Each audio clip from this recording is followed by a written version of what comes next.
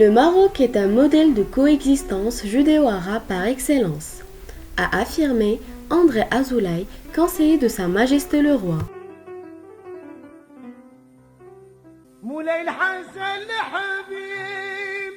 Citant quelques exemples de cohabitation entre familles musulmanes et juives dans l'histoire du royaume. Dr Armand Guigui, lauréat de la faculté de médecine de Paris, ancien médecin-chef du service de médecine au centre hospitalier de Fès, ancien président du syndicat des médecins de Fès et Centre-Nord, président des communautés israélites Fès-Froujda, médecin conseiller de Royal Air Maroc, a organisé le plus grand congrès international sur Maïmonide qui a eu lieu le 11 janvier 1994 et plusieurs congrès internationaux sur les valeurs universelles communes du judaïsme, du christianisme et de l'islam. Décoré par feu Sa Majesté Hassan II comme chevalier de l'Ordre du Trône et par Sa Majesté Mohammed VI, officier de l'Ordre du Trône et vice-président mondial de la Fédération mondiale du judaïsme marocain. Dr Guigui nous a donné un aperçu sur la présence juive, mettant l'accent sur les valeurs de coexistence qui ont toujours prévalu au Maroc. Tout d'abord à vous remercier pour le temps que vous nous aviez accordé et de vouloir répondre à nos questions. Avec plaisir, allez-y. Alors, comment était la relation des Juifs marocains avec leurs compatriotes musulmans dans le passé? Dans le passé, tout le monde, tous les historiens, aussi bien anciens que modernes, ont toujours parlé de cette extraordinaire coexistence et cohabitation entre juifs et arabes, et même berbères ou musulmans, si vous voulez, au Maroc. On donne comme exemple, déjà dès le XIIe siècle, Maïmonide. Maïmonide qui a vécu à Fès pendant 6 années, qui a écrit toute son œuvre en arabe, pour que tout le monde puisse la comprendre, disait-il. Et c'était le symbole même de cette coexistence socio-culturelle entre juifs et arabes. D'ailleurs, c'est avec des penseurs arabes, des médecins arabes, des savants arabes qui discutent et qui polémiquent en toute liberté. Chacun défendant son idée tout en respectant celle de l'autre. Le Maroc ayant été toujours la terre de prédilection par excellence de cet esprit de coexistence. Et d'ailleurs, feu Sa Majesté Hassan II en a fait sa philosophie et sa diplomatie moyen-orientale, qu'il a baptisée la philosophie de la réconciliation de tous les fils d'Abraham. Donc c'est à ce moment-là, d'ailleurs, correspondait l'époque de l'âge d'or en Andalousie. C'est le moment où les 3 cultures, issues des 3 grandes religions monothéistes, culminaient à leur plus haut firmament. Et c'est dans un livre intitulé « Le médecin de Cordoue », je ne sais pas si vous l'avez lu, qui était écrit par le romancier Herbert Le Poirier, qui était un hommage à Maïmonide, qui représentait cette coexistence justement et cette fusion des 3 cultures. Dans 1 ou 2 pages de ce livre-là, on pouvait lire la chose suivante: il n'y a jamais eu de réussite aussi semblable dans l'histoire de l'humanité par la fusion des 3 cultures, chacune secrétant le meilleur d'elle-même pour une élévation commune. Ce fut un mariage d'amour et de raison qui associait l'âme et la chair, la liberté de soi et le respect d'autrui, les courants de fond et les mouvements de surface. C'est ce qu'on appelait d'ailleurs le miracle de Cordoue. Mais ce miracle de Cordoue n'a pas existé seulement à Cordoue, il est venu au Maroc, puisqu'au Maroc, Maïmonide est arrivé, il a vécu au Maroc avec sa famille, son entourage, ils ont importé ici leur tradition hispanique extraordinaire, ils ont mis un certain temps pour s'adapter aux autochtones, aux juifs autochtones qui étaient là, mais à la fin, la fusion était extraordinaire. Et ils ont apporté, je vous dis, leur rythme, leur musique.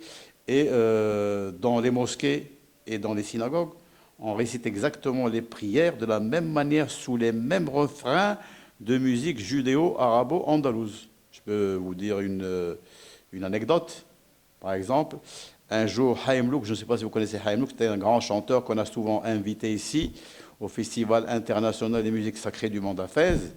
Ce monsieur-là faisait une prière à Los Angeles, donc à l'autre bout du monde. Quand la porte de la synagogue s'ouvre, un jeune musulman marocain rentre dans cette synagogue. Il pensait que c'était une mosquée, parce qu'il avait entendu à l'extérieur la prière chanter exactement comme les mosquées. Il s'est approché de Haïm Louk, il lui a dit, mon fils, tu peux rester ici.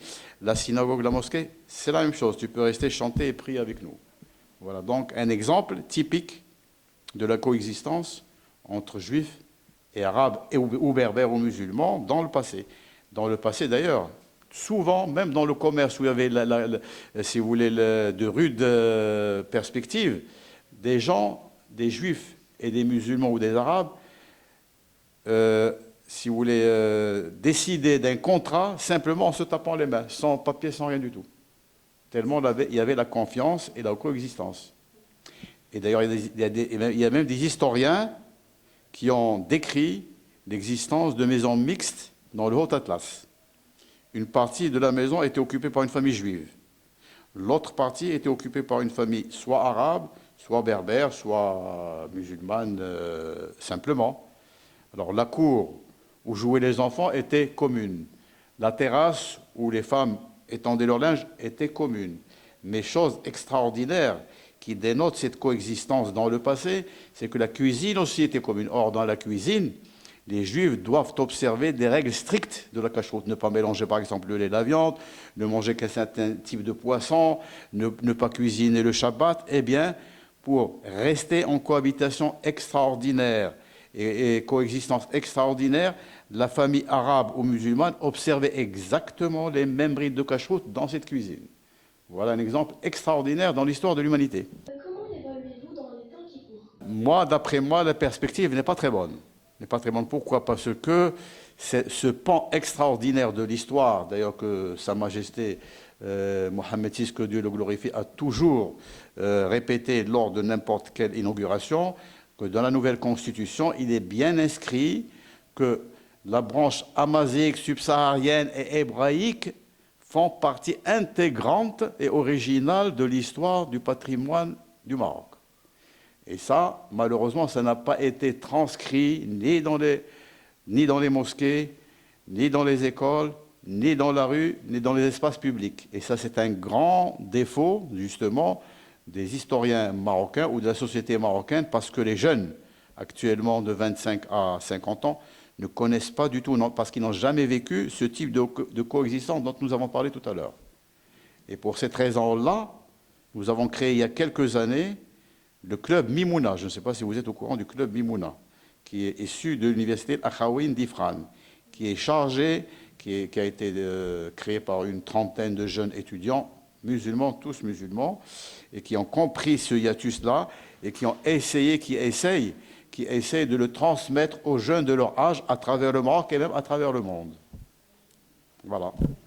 Maintenant, chose extraordinaire aussi, c'est que les juifs marocains, qui sont 1 million à peu près à l'extérieur, sont attachés viscéralement à leur patrie, le Maroc. Ils viennent d'ailleurs très souvent pèleriner au Maroc, ils sont chez eux, et ceux-là ont gardé les coutumes, les traditions, tout ce que vous voulez du point de vue marocain à l'extérieur. Il faut donc que ces coutumes-là, ces traditions restent intactes et même diffusées chez les Juifs qui sont nés en Israël ou aux États-Unis ou au Canada ou en France, qui sont d'origine marocaine mais qui ne connaissent même pas le Maroc.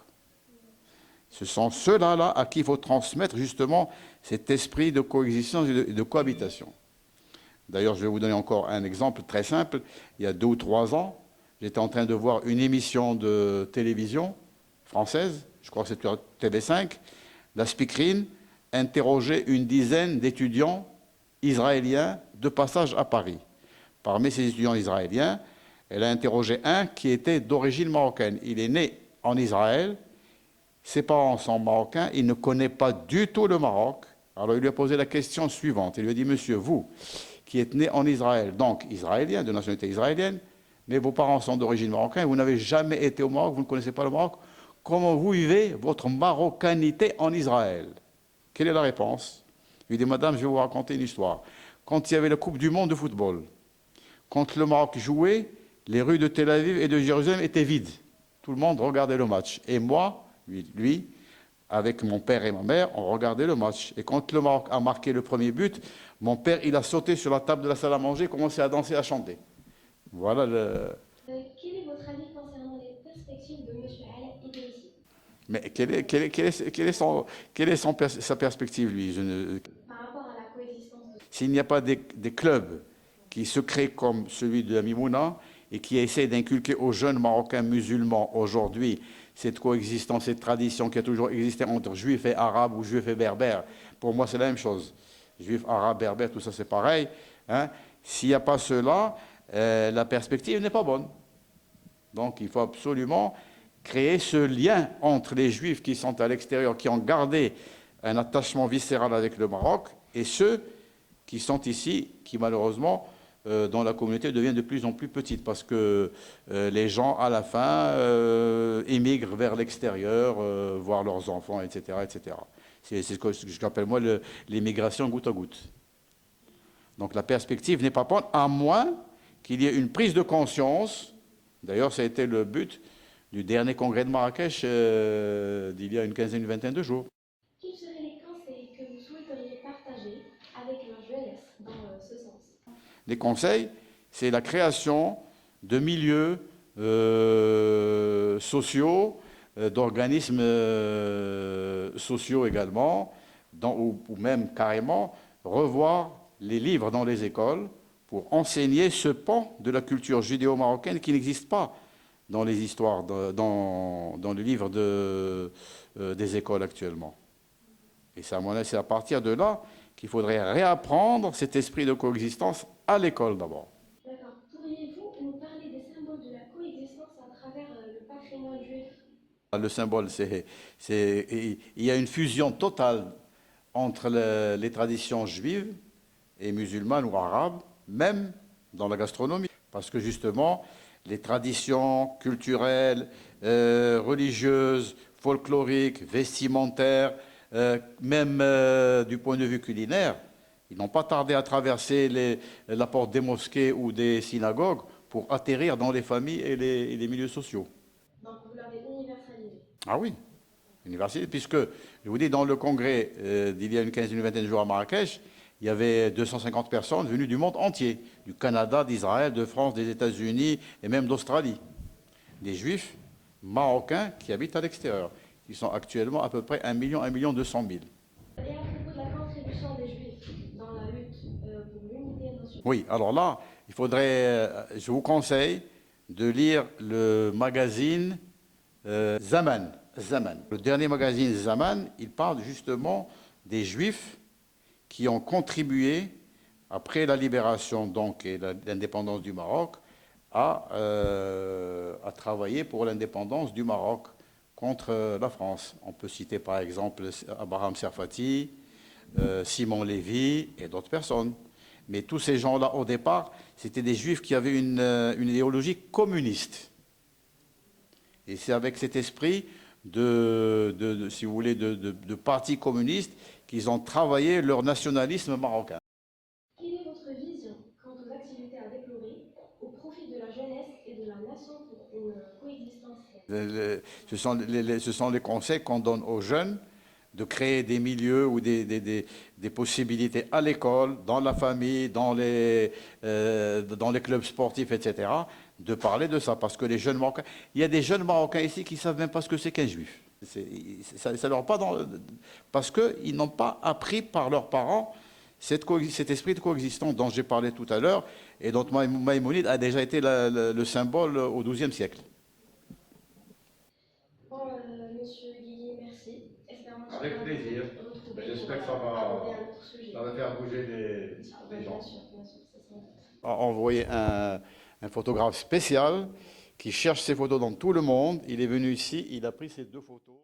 Quand il est arrivé en Israël, on lui a dit c'est des photos très intéressantes, on va les accrocher. Il nous a envoyé le double. Qui s'appelle le musée de Petat Boutsot, qui est le 15e médecin d'Europe à avoir eu la spécialité.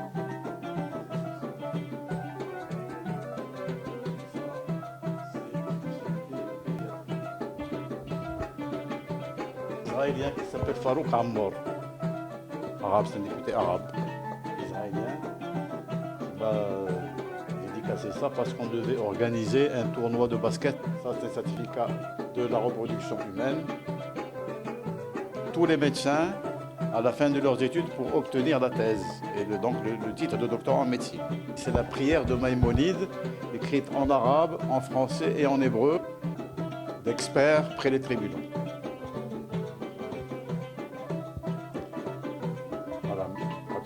conformément à cet grade au code de la route, pour les permis de conduire, etc. etc.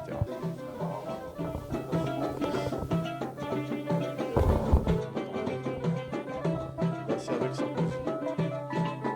Sarkozy, quand il était ministre de l'Intérieur, 5 mois avant... L'importance de cette rencontre qui est véhicule d'un grand message d'espoir de toute une génération, qui veut exprimer le pluralisme et la diversité de nos cultures et de notre histoire. Est-il maintenant aux nouvelles générations de porter le flambeau et faire perdurer cet espoir ?